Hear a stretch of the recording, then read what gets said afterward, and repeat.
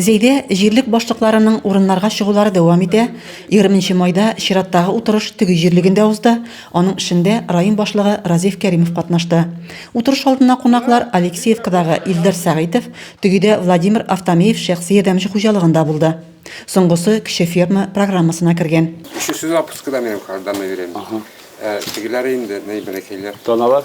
2 тона бар, 3 үгез бар. Аннан кунаклар тегедә капиталь ремонттан соң җирлек бинасын, реконструкциядан соң теге Гулькин юлын карады. Программа, которая... Теге җирлеге берникадәр игътибар үзәгеннән читтә калган иде. Планны эшләрнең озакка сузылуына сабыр булган халыкка рәхмәт ди Разиф Кәримов. Пленар утырышта җирлек башлыгы Татьяна Попова җирлек эшчәнлеге белән уртаклашты.